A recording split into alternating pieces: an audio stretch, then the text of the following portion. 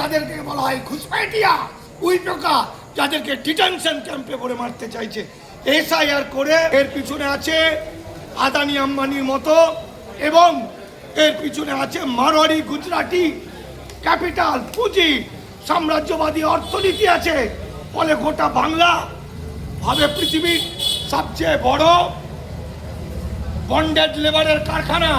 অখণ্ড ভারতের ভূমি সন্তানরা খণ্ডিত ভারতের নাগরিক। টোটালটা মিথ্যা কথা বলেছে। এই দেখুন 2024-এ যেটা বলেছে, 2014-তেও কেউ আবেদন করার রাইট ছিল না।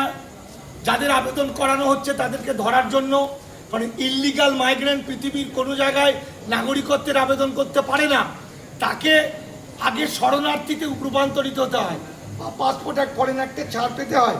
এইখানে দেখুন কি লিখেছে, 2014 এইটা হচ্ছে এই নতুনটা 24 সাল পর্যন্ত। দেখুন কি লিখেছে, a person belonging to minority community in Afghanistan, Bangladesh and Pakistan, namely Hindu, Sikh, Bauddha, Jain, Parsi and Christian community.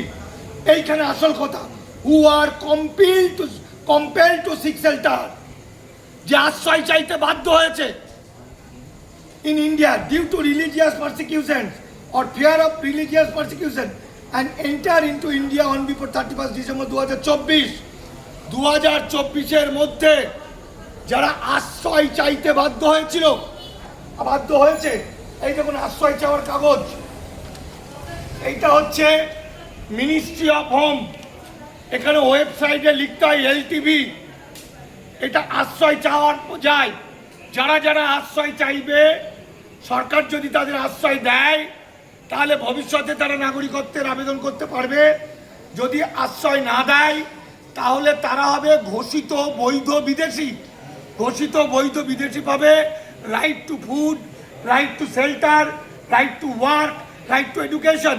কিন্তু রাইট টু ওয়ার্ক মানে গভর্নমেন্টের কাজ নয়, রাইট টু শেল্টার মানে নিজের থাকতে পাবে কিন্তু বাড়িঘর জমি জায়গা কিনতে পারবে না, রাইট টু এডুকেশন মানে 10 ফেন পর্যন্ত পড়তে পারবে।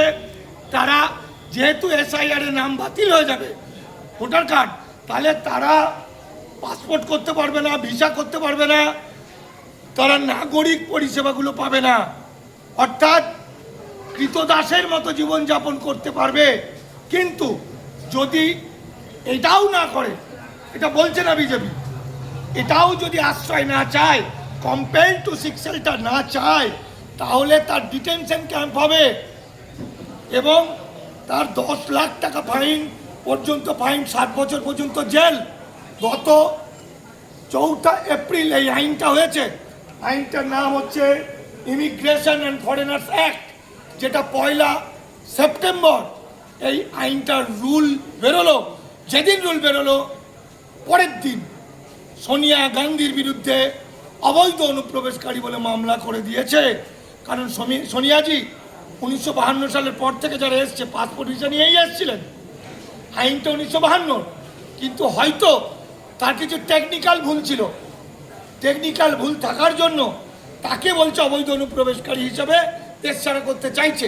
সোনিয়া গান্ধীর ক্ষেত্রে যদি এরকম ঘটনা ঘটে, তাহলে আমার দেশ ভাগে বলি হাওয়া, কোটি কোটি মানুষ।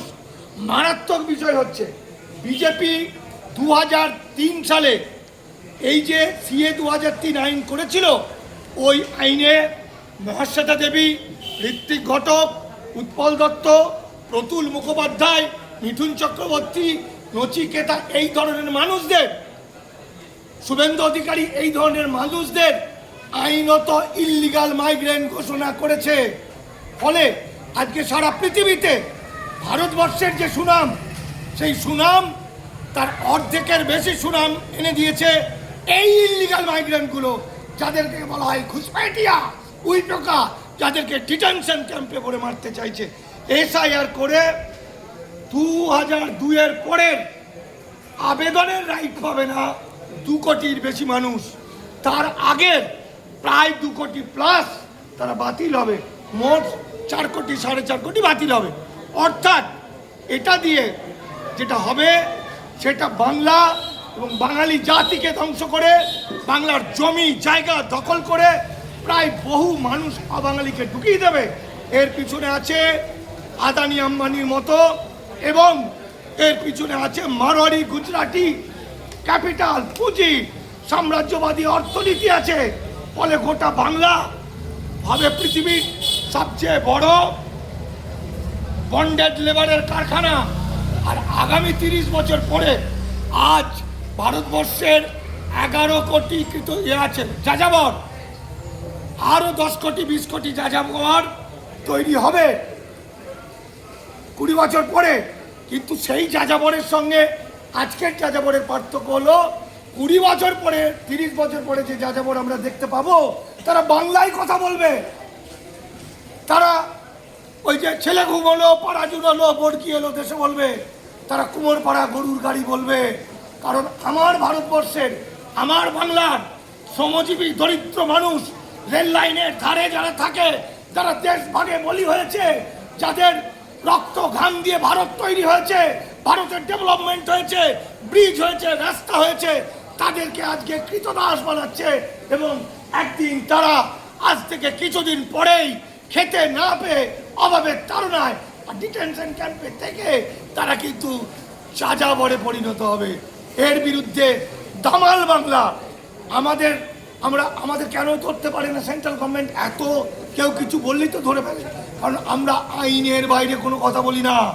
এগুলো সবই আইন, এগুলো সবই আইন। এই আইন ইমপ্লিমেন্ট হচ্ছে। আর এই দেখুন একটা গোপন রিপোর্ট, এই যে গোপন রিপোর্ট, এই যে দেখুন এই গোপন রিপোর্টটা বেরিয়ে গেছে। এই গোপন রিপোর্ট যদি প্রতিটি রাজ্য সরকারকে চিঠি দেওয়া হয়েছে, সেভাবেই হোক করতে হবে এদের।